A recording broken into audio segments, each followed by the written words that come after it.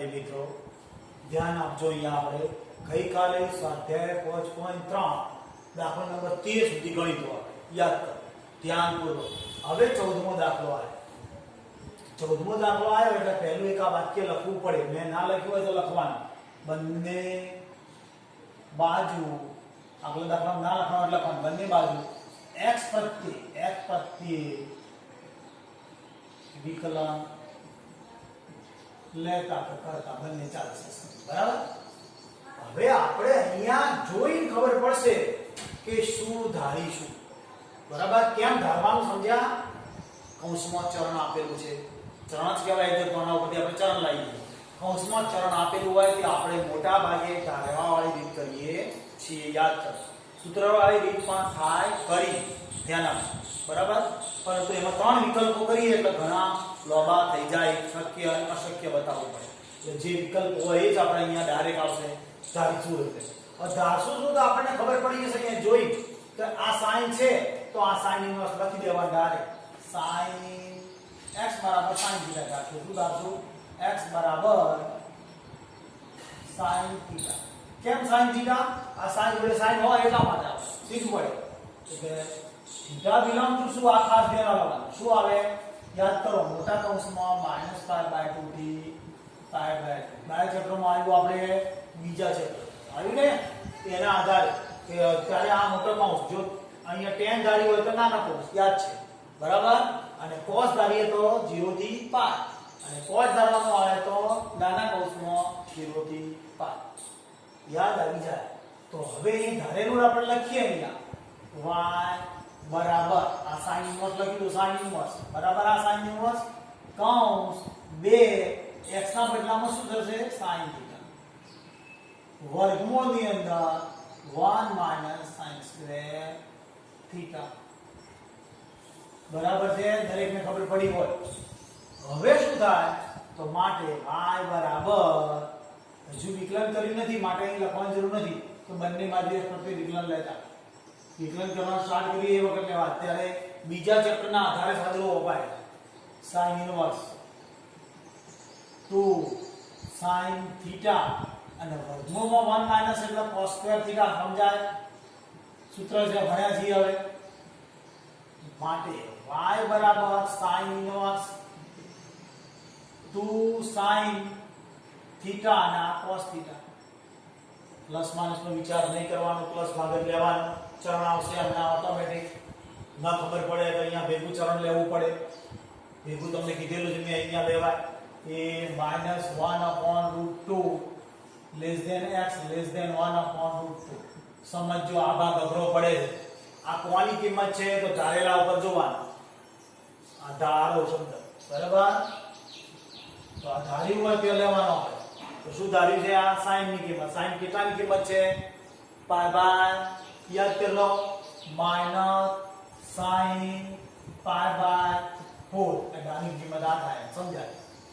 Less than x ના બદલામાં શું ધાર્યું છે? sin થીટા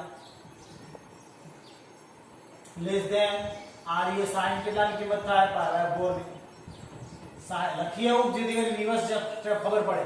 આની કિંમત ધારી આની કિંમત આ થાય છે એ થાય, બધી જગ્યાએ sin નીકળી જાય એટલે -π/4 less than theta less than π/4, બરાબર। હજુ આ સૂત્ર બનશે જો યાદ કરો કોનું સૂત્ર હતું યાદ છે? હવે દરેક શીખવાનું ના હોય। sin 2 થીટા બરાબર 2 sin થીટા cos થીટા, યાદ કરી લો, બરાબર। તો આપણે અહીંયા y બરાબર sin ઇન્વર્સ sin 2 થીટા સમજ્યા છો? કોના બદલામાં આવ્યું? લીટી કરી રાખીએ એવો આના બદલામાં, નહીં તો પછી કૌંસમાં સૂત્ર મારી દઈએ કે 2 sin થીટા cos થીટા બરાબર sin 2 થીટા। એટલે આપણને તરત યાદ રહે ગમે ત્યારે, કારણ કે હાલ તો યાદ રહી જશે પણ પછી જ્યારે પરીક્ષા આવે ને ત્યારે કોઈ યાદ નથી। હવે આ બંને સાઈડ ત્યાં નીકળી જશે તો માટે y બરાબર શું આવ્યો? 2 થીટા। હવે બંને બાજુ વિકલન લેતા ના આથી કિંમત ભરશું y બરાબર 2 થીટા ના બદલામાં અહીંયાથી sin ઇન્વર્સ, બરાબર। હવે બંને બાજુ આટલા સુધી તો આપણે બીજા ચેપ્ટરનો દાખલો ચાલે. હવે વિકલન કરીએ બંને બાજુ x પ્રત્યે વિકલન કરતા. બરાબર. તો હવે શું થશે? તો dy by dx કરું છું અહીંયા. તો 2 ના એમને sin ઇન્વર્સ શું થાય? તો 1/વર્ગમૂળમાં 1 - x². તો આપણો આ ફાઇનલ જવાબ થયો. શું જવાબ થયો? 2/વર્ગમૂળમાં 1 - x². આ આપણો જવાબ. પણ શરત પૂરી સાબિત કરવી પડે. શરતમાં 2θ છે, તો આપણે અહીંયા 2θ કરીએ કે કેવી રીતે? 2 વડે ગુણી નાખીએ. માઈનસ બગડા 2 વડે ગુણીએ છીએ છેદમાં 4. 2θ કર્યા છેદમાં 2 જોડે 5 છેદમાં 4. સાદરૂપાનો શું થાય? -π/2 ઉડી જાય. Less than 2θ less than π/2. આ આખું આપણું આવી બીજું ઉપર કહેવાય કે બંધાનો કૌંસ કહેવાય. બરાબર. એટલે આપણો દાખલો પૂરો થયો. સમજ્યા છો? પર પૂછવાનું છે હજી. સૌથી પહેલા ધારી આના આ ધારવાનું યાદ રાખવાનું. સાઈન છે જોડે સાઈન લાવો. સાઈન ધાર્યું આની જગ્યા 1 - sin². 1 - sin² નું cos² નું cos θ લીધું. વર્ગમૂળ કાઢી નાખ્યું. કારણ કે પહેલા 4 નો ભાગ છે, આપણે સમજણ પડશે. હવે આ -π/2 થી π/2. બરાબર. હવે આગળ લઈએ તો શું થયું? આ 2θ થયું. sin ઇન્વર્સ ઉડી ગયા એટલે 2θ આયા. 2θ આયા એટલે θના બદલામાં ના ઉપરથી કિંમત sin ઇન્વર્સ x. બંને બાજુ વિકલન sin ઇન્વર્સ સૂત્ર મૂકી દીધું. જવાબ આવ્યો sin ઇન્વર્સ x બરાબર સૂત્ર છે sin d/dx. શું આવશે? d/dx sin inverse x. કયું? sin ઇન્વર્સ x બરાબર સૂત્ર શું આવે? 1/વર્ગમૂળમાં 1 - x². આ બધું લખતા રહીએ તો લખેલું હોય તો આપણને યાદ રહેશે. ગણવાથી એટલો નહીં, જોઈ રહીએ તો આ નહીં યાદ રહે. પોતે પોતાની પેનથી જાતે લખશો તો જ યાદ રાખશો. એક દાખલો પૂરો થયો. કયો? 14મો. હવે આ સ્વાધ્યાયનો છેલ્લો 15મો. હવે 15મો દાખલો જોઈએ. અહીંયા ધ્યાન આપશું. બરાબર. અહીંયા શું આપ્યું? sec inverse. તો sec ઇન્વર્સ માટે ધારવાની અંદર શું ધારવું પડે? આપણે છેદમાં છે ત્યાં છેદમાં હોય તો cos θ ધારા. sec બરાબર 1/cos થાય એટલા માટે cos θ ધારશું. ધ્યાન રાખો. અહીંયા શું x શું ધારશું? x બરાબર cos θ ધાર્યું. હવે ધાર્યા પછી શું કરશું? θ બિલોંગ ટુ શું આવશે? cos છે એટલે 0 થી π યાદ કરો. બરાબર. ટોટલ બીજું જે આપણે ભણીએ છીએ ડિવિઝન થાય સમજીએ. હવે y બરાબર શું લખાશે? તો sec ઇન્વર્સ કૌંસમાં 1/2 cos²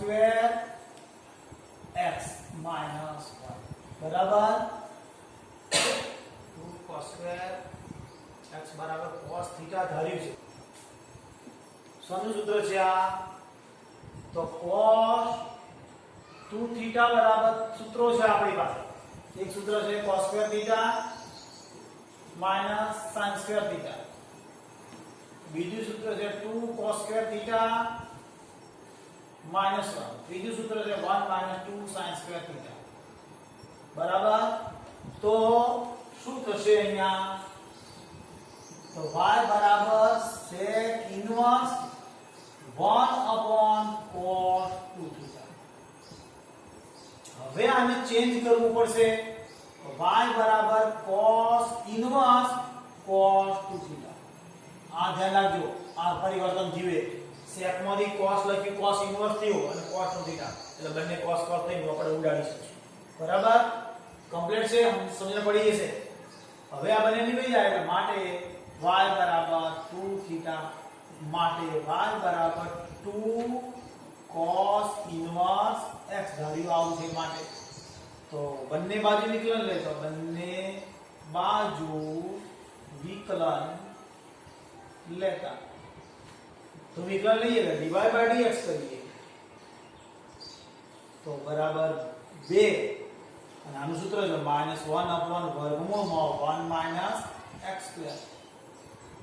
તો હવે શું થયું? -2/વર્ગમૂળમાં 1 માઇનસ x સ્ક્વેર આપણો આ જવાબ. તો શું બાકી રહ્યું? શરત બાકી રહી ગઈ.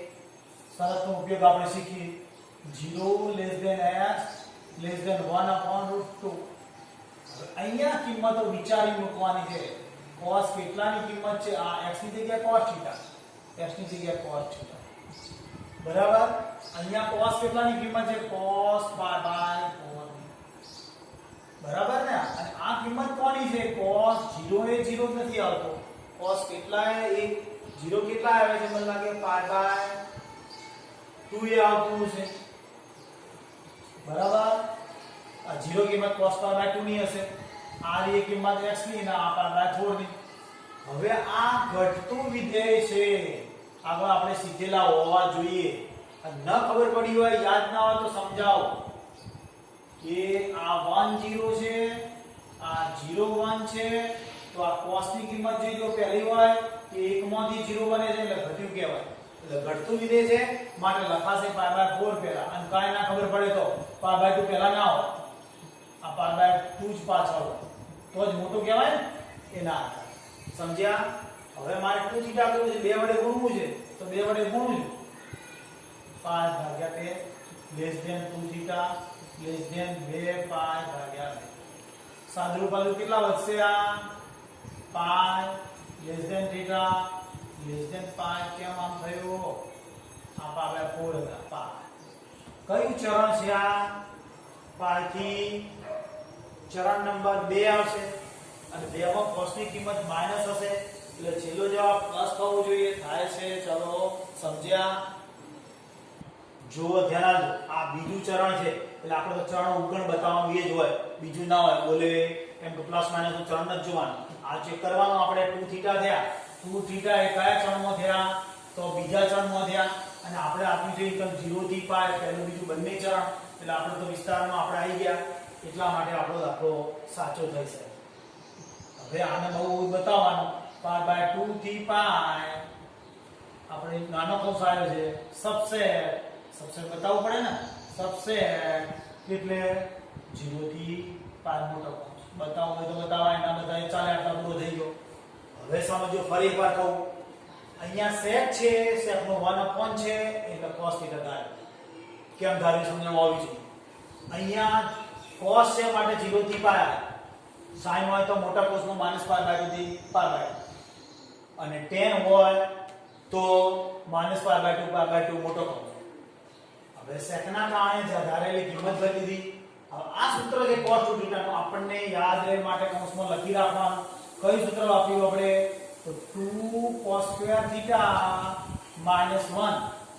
2 cos square theta -1 એના બદલામાં આપણે cos 2 θ લખ્યું. યાદ કરી લેવું મગજમાં. બરાબર. cos 2 θ અને આટલાના બદલામાં cos 2 θ લખ્યા. હવે આ sec છે, આ 1 upon છે એટલે આનું ઉલટાઈ ગયું. સૂત્ર હતું, યાદ કરો એના આધારે. હવે શું કર્યું? બંને નીકળી ગયા. 2 θ વધ્યા.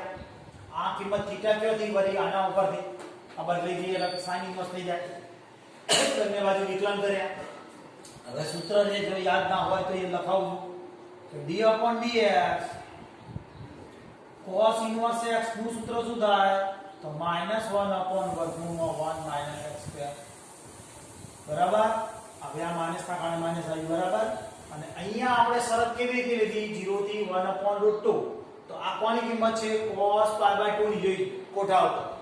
આ x ના બદલામાં આ cos θ લખ્યા. અને આ કિંમત cos pi by 4 ની કોઠા ઉપરની કિંમત.